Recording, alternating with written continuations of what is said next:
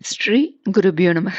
அனைவருக்கும் நமஸ்காரம். அனைவருக்கும் மங்களகரமான பராபவ வருட தமிழ் புத்தாண்டு நல்வாழ்த்துக்கள் மற்றும் நமஸ்காரங்கள். இன்று மங்களவாரமான செவ்வாய்க்கிழமையுடன் சைத்திர விஷு புண்ணிய காலம் இணைந்துள்ளது. நாம் இந்த வருடம் முழுவதும் நல்லதாக அமைய வேண்டி இன்று சொல்ல வேண்டிய முக்கிய ஸ்தோத்திரங்களை பார்க்கலாம். தடைகள் தாமதங்கள் விலக்கி நினைத்த காரியங்கள் சீக்கிரம் நிறைவேற வழி செய்யும் அற்புத ஸ்தோத்திரம் மங்களத்தையும் சகல சௌபாகியத்தையும் உறுதியாக கொடுக்கும் என்பதாக பலஸ்ருதி கொண்ட கணபதி மங்கள மாளிகா ஸ்தோத்திரம் சொல்லலாம். இன்று செவ்வாய்க்கிழமையில் முருகப்பெருமானை தியானித்து ஜெயத்தை அளிக்கும் ஐஸ்வர்யம், கல்வி, ஞாபக சக்தி அதிகரிக்கும், கடன் தொல்லை போக்கும் ஜெயஸ்கந்த ஸ்தோத்திரம் சொல்லலாம். மேலும் தமிழ் வருட முதல் நாள் அன்னை மகாலட்சுமியின் அருட்கட்டாட்சத்தையும் சகல பேறுகளையும் அருளக்கூடிய ஷோடச மகாலட்சுமி ஸ்துதி சொல்ல வருடம் முழுவதும் அஷ்ட ஐஸ்வர்யம் நிறைந்து மகிழ்ச்சியுடன் இருக்க வழிவகுக்கும். மேலும் இன்று அனைவரும் அவசியம் சொல்ல வேண்டியது வியாசர் இயற்றிய நவகிரக ஸ்தோத்திரம். இதை பாராயணம் செய்ய கிரக தோஷங்கள் பீடைகள் நீங்கும். நாம ஸ்தோத்திரத்தை பார்க்கலாம். ஸ்ரீ கணபதி மங்கள மாளிகா ஸ்தோத்திரம். ஸ்ரீகண்ட பிரேம புத்ராய கௌரி வாமாங்க வாசினே த்வாத்ரிம்ஷத் ரூபயுக்தாய ஸ்ரீ கணேஷாய மங்களம் ஆதிபூஜ்யாய தேவாய தந்தமோதகதாரிணே வல்லபா பிராணகாந்தாய ஸ்ரீ கணேஷாய மங்களம் லம்போதராய சாந்தாய சந்திரகர்வாபஹாரிணே கஜானனாய பிரபவே ஸ்ரீ கணேஷாய மங்களம் பஞ்சஹஸ்தாய வந்தியாய பாஷாங்குஷதராய ச ஸ்ரீமதே கஜகர்ணாய ஸ்ரீ கணேஷாய மங்களம் துவைமாதுராய பாலாய ஹேரம்பாய மகாத்மனே விகடாய குவாகாய ஸ்ரீ கணேஷாய மங்களம் பிரஷ்னிஷ்ருங்காயாஜிதாய क्षिप्राभीष्टार्थदायिने सिद्धिबुद्धिप्रमोदाय श्रीगणेशाय मङ्गलम् विलम्बियज्ञसूत्राय सर्वविघ्ननिवारिणे दूर्वादलसुपूज्याय श्रीगणेशाय मङ्गलम् महाकायाय भीमाय महासेनाग्रजन्मने त्रिपुरारी वरोदात्रे श्री गणेशाय मङ्गलम् सिन्दूररम्य वर्णाय नागबद्धोदराय च आमोदाय प्रमोदाय श्री गणेशाय मङ्गलम् विघ्नकर्त्रे दुर्मुखाय विघ्नहर्त्रे शिवात्मने सुमुखायैकदन्ताय श्री गणेशाय मङ्गलम् समस्तगणनाथाय विष्णवे धूमकेतवे त्र्यक्षाय बालचन्द्राय श्री गणेशाय मङ्गलम् चतुर्थीशाय मान्याय सर्वविद्याप्रदायिने वक्रतुण्डाय कुब्जाय श्री गणेशाय मङ्गलम् तुण्डिने कपिलाक्षाय श्रेष्ठाय ऋणहारिणे उद्दण्डोद्दण्डरूपाय श्री गणेशाय मङ्गलम् कष्टहर्त्रे द्विदेहाय भक्तेष्टजयदायिने विनायकाय विभवे श्री गणेशाय मङ्गलम् सच्चिदानन्दरूपाय निर्गुणाय गुणात्मने वटवे लोकगुरवे श्री गणेशाय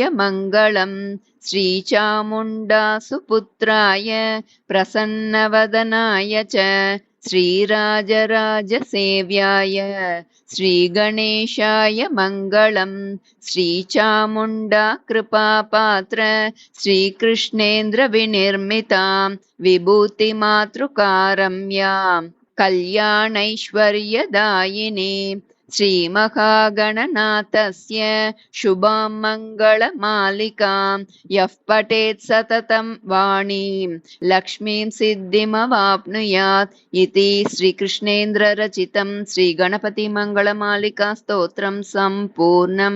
श्रीगुरुभ्यो नमः. जय स्कन्दस्तोत्रम्। जय देवेन्द्रजाकान्त जय मृत्युञ्जयात्मज जय शैलेन्द्रजासूनो जय शम्भुगणावृत जय तारकदर्पघ्न जय विघ्नेश्वरानुज जय देवेन्द्रजामातः जय पङ्कजलोचन जय शङ्कर सम्भूत जय पद्मासनार्चित जय दाक्षायणी सूनो जय काशवनोद्भव जय भागीरथी सूनो जय पावकसम्भव जय पद्मजगर्वघ्न जय वैकुण्ठपूजित जय भक्तेष्टवरद जय भक्तार्तिभञ्जन जय भक्तपराधीन जय भक्तप्रपूजित जय धर्मवतां श्रेष्ठ जय दारिद्र्यनाशन जय बुद्धिमतां श्रेष्ठ जय नारदसन्नुत जय भोगीश्वराधीश जय तुम्बुरुसेवित जय षट्तारकाराध्य जय वल्ली मनोहर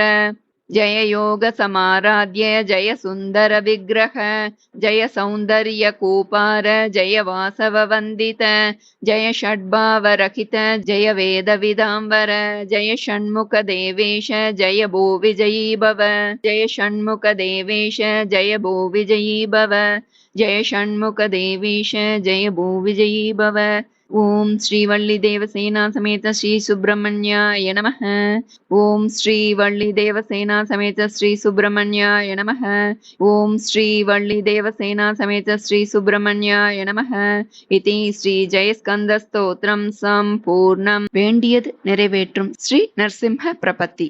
माता नरसिंहः पिता नरसिंहः भ्राता नरसिंहः सखा नरसिंहः विद्या नरसिंहः द्रविणं नरसिंहः स्वामी नरसिंहः सकलं नरसिंहः इतो नरसिंहः परतो नरसिंहः यतो नरसिंहस्ततो नरसिंहः नरसिंहदेवात् परो न कश्चित् तस्मात् नरसिंहं शरणं प्रपद्ये। इति श्री नरसिंह प्रपत्ति समाप्ता। நரசிம்ம பிரபத்தி தமிழில் நரசிம்மரே தாய், நரசிம்மரே தந்தை, சகோதரனும் நரசிம்மரே, தோழனும் நரசிம்மரே, அறிவும் நரசிம்மரே, செல்வமும் நரசிம்மரே, எஜமானனும் நரசிம்மரே, எல்லாமும் நரசிம்மரே, இவ்வுலகத்திலும் நரசிம்மரே, அவ்வுலகத்திலும் நரசிம்மரே, எங்கெங்கு செல்கிறாயோ அங்கெல்லாம் நரசிம்மரே, நரசிம்மரை காட்டிலும் உயர்ந்தவர் எவரும் இல்லை.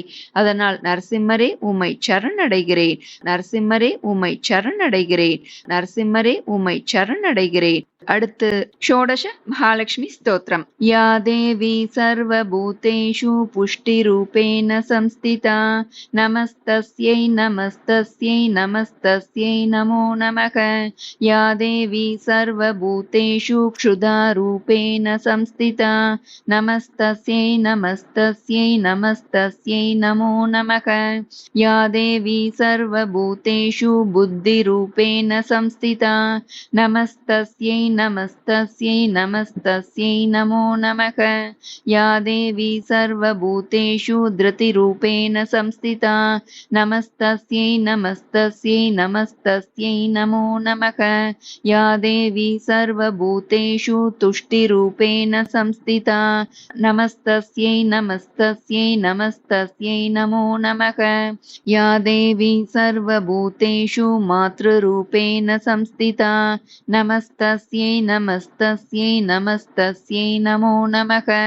யா தேவி சர்வபூதேஷு தயாரூபேண சம்ஸ்திதா நமஸ்தஸ்யை நமஸ்தஸ்யை நமஸ்தஸ்யை நமோ நமக. யா தேவி சர்வபூதேஷு மகாரூபேண சம்ஸ்திதா நமஸ்தஸ்யை நமஸ்தஸ்யை நமஸ்தஸ்யை நமோ நமக. யா தேவி சர்வபூதேஷு சாந்திரூபேண சம்ஸ்திதா நமஸ்தஸ்யை நமஸ்தஸ்யை நமஸ்தஸ்யை நமோ நமக. யா தேவி சர்வபூதேஷு கீர்த்திரூபேண சம்ஸ்திதா நமஸ்தஸ்யை நமஸ்தஸ்யை நமஸ்தஸ்யை நமோ நமக. யா தேவி சர்வபூதேஷு சாயாரூபேண சம்ஸ்திதா நமஸ்தஸ்யை நமஸ்தஸ்யை நமஸ்தஸ்யை நமோ நமக.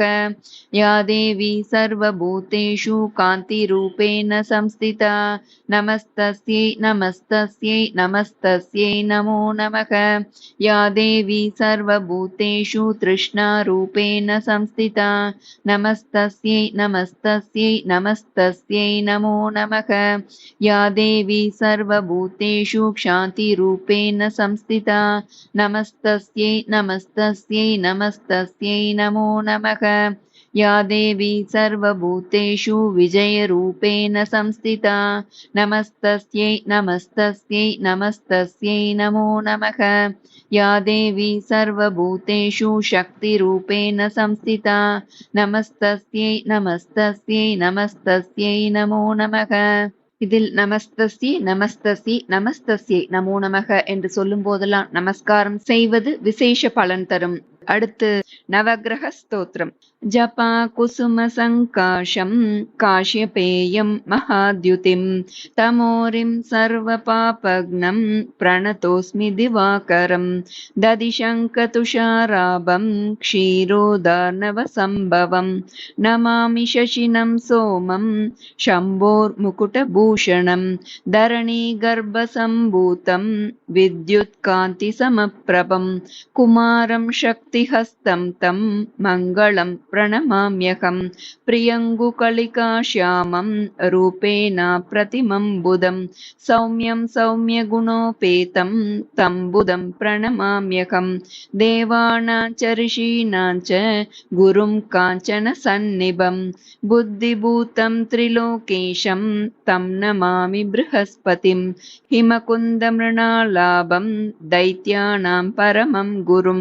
सर्वशास्त्रप्रवक्तारं भार्गवं प्रणमाम्यहं नीलाञ्जनसमाभासं रविपुत्रं यमाग्रजं छायामार्ताण्डसम्भूतं तं नमामि शनैश्चरम् अर्धकायं महावीर्यं चन्द्रादित्यविमर्दनं सिंहिकागर्भसम्भूतं तं राहुं प्रणमाम्यहं पलाशपुष्पसङ्काशं तारकाग्रहमस्तकं रौद्रं रौद्रात्मकं घोरं तं केतुं प्रणमाम्यहम् इति व्यासमुखोद्गीतं यः पठेत् सुसमाहितः दिवा वा यदि वा रात्रौ विघ्नशान्तिर्भविष्यति नरनारी नृपाणां च भवेद्दुःस्वप्ननाशनम् ऐश्वर्यमतुलं तेषाम् आरोग्यं पुष्टिवर्धनं ग्रहनक्षत्रजाः पीठास्तस्कराग्निसमुद्भवाः